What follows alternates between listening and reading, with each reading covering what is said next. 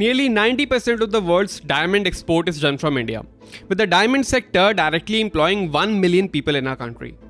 And it is an extremely close-knit industry, working on family networks, kinship networks, and most importantly, trust. With a single piece of diamond being capable of being as expensive as $1 million, the industry demands trust, or otherwise it simply cannot function. So when a person who claimed to have built the first Indian luxury diamond brand turned out to be one of the biggest con artists in history, it came as a shock that penetrated far beyond the diamond industry, piercing into the banking as well as politics of our country. Nirav Modi orchestrated the biggest banking scam in history when he siphoned off rupees 14,000 crores from PNB, the second largest public sector bank in India. But before he became a con man and a wanted fugitive, he was an artist and a visionary who dreamt of changing the way the world thought about jewelry. Nirav Modi was born in Belgium, and when he was 19 years old, he moved back to Mumbai to work with his uncle Mehul Choksi. Choksi was the head of the Geetanjali Group, a well-established diamond company based in Mumbai. In his uncle Mehul Choksi, Nirav Modi found the perfect guide to introduce him to the otherwise closed diamond community. He worked for Choksi for almost 10 years, learning everything about the trade and building connections in the industry. And later on, he started two companies, Five-Star Diamond and Nirav Modi. But soon enough, he realized that hundreds of other jewelers were doing exactly what he was doing. So in order to make a mark for himself, he had to do something no other Indian jeweler had done: building a luxury brand. And around 2010, he started researching catalogs of popular brands, Christie's and Sotheby's and other Asian brands, going really deep into what made these brands appear on the covers of popular auction catalogs, and what truly turned an ordinary brand into a luxury brand. Call him what you will, but like how we associated Italians with fashion, Germans with car, and French with handbags, he made his mission to create a brand that made India renowned for diamonds. The turning point came in November 2010, when after learning everything, he designed the Golconda diamond necklace, which featured on the cover of Christie's auction catalog and sold for over $3 million. He became the first Indian jeweler to feature on the cover, and he had taken the first step in establishing himself as a truly premium luxury brand.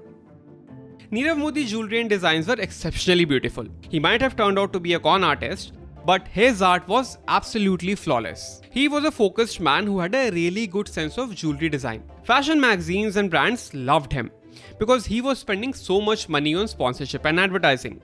And who doesn't like money, right? But cracks started appearing in his walls of diamond in 2014. So while news shows would see some sales with all these inauguration parties and publicity, sales would become lower and lower in the following months, and none of the stores were really profitable.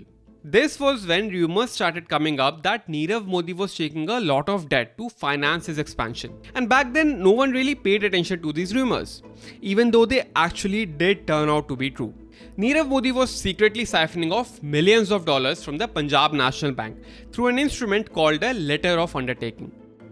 Let's say you are an importer who wants to import goods from a different country. You will need to get a loan from a foreign bank to pay the exporter from whom you are purchasing the goods. By doing this, you can raise foreign currency without paying high conversion fees. If you are taking a loan from a foreign bank, then a domestic bank such as PNB will issue a letter of undertaking or LOU. The LOU is a guarantee that if you are unable to pay back the loan to the foreign bank, then PNB will pay the loan amount with interest on your behalf. But obviously, PNB is not a charitable organization, so it will ask you to provide some collateral as a security. However, this was where things got interesting. PNB officials were allegedly bribed into not taking any collateral or security deposit from Nirav Modi at all. These bank officials bypassed the systems and managed to issue the LOUs without any collateral.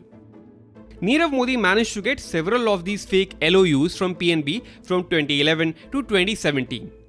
And the foreign banks in this case were actually overseas branches of the Indian banks themselves. So he was basically raising billions of dollars from banks practically for free. And this wasn't the only scam Nirav Modi was running either. He was also fraudulently inflating the value of his diamonds. See, the fundamental difference between gold and diamonds is that it is very hard to determine the true value of diamonds. It is very hard to figure out what the actual worth of a diamond is. Nirav Modi used to take advantage of this fact, artificially pumping up the value of diamonds by circulating them through shell companies. So company A would sell a diamond to a company B for $1,000, and then company B would sell it further to company C for $2,000, and so on until diamonds that were worth $100 million were being sold for $200 million.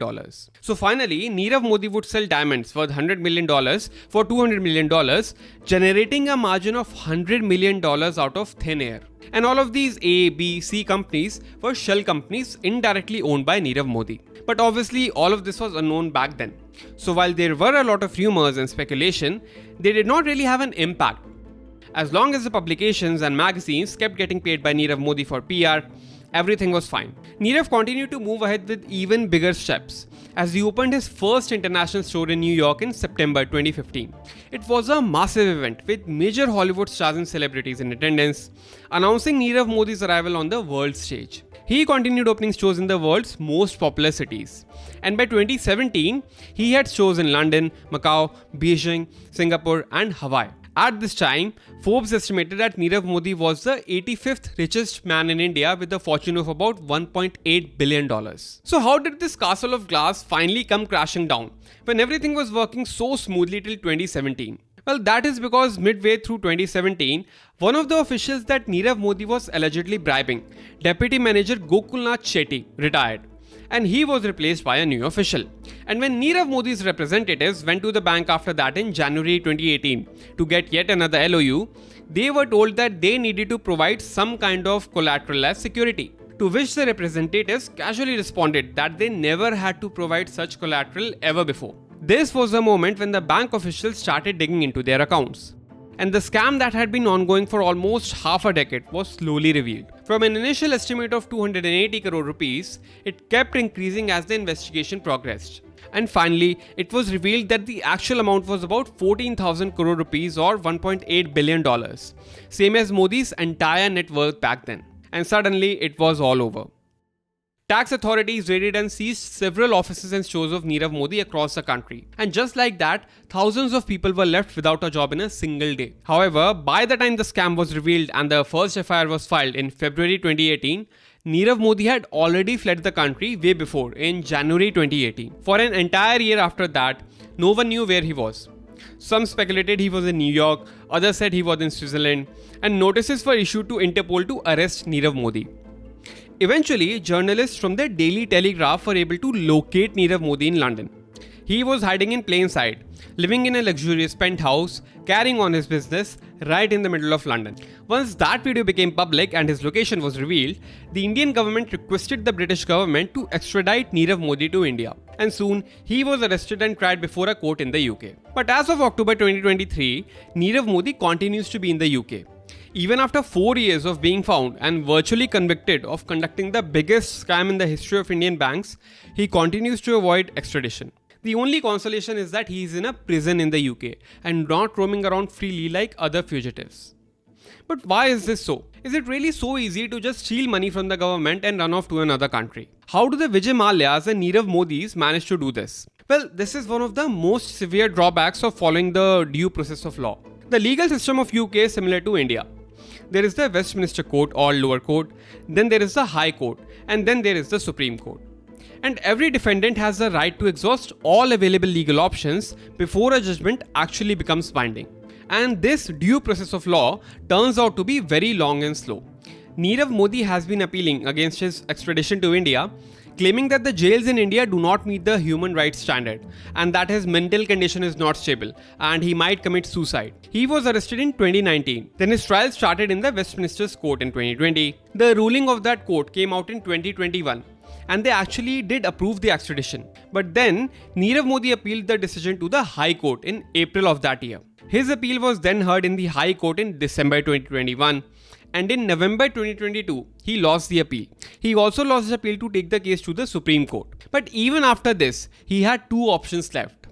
One was to seek a Rule 39 injunction from the European Court of Human Rights or ECHR. If all national legal remedies are exhausted and if there are substantial grounds to believe that the extradition would violate Nirav Modi's human rights, an application could potentially be made to the ECHR. The second option was to seek a political asylum. Anyone can claim political asylum in the UK if they can convince them that they will face prosecution in their country. While the UK government legally cannot confirm or deny whether Nirav Modi has given an application for asylum, it is currently speculated that he has gone ahead with the second option and indeed applied for asylum, because it has been several months since the UK High Court's order extraditing him, but obviously he has still not been extradited.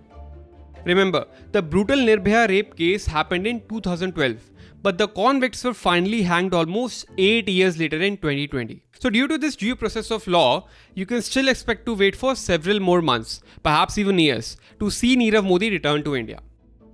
I hope you liked this video. Please hit the like and subscribe buttons below to help this video reach more viewers like you. Follow me on LinkedIn. The link is in the description below. Let me know in the comments which story you want me to cover next. Until then, goodbye.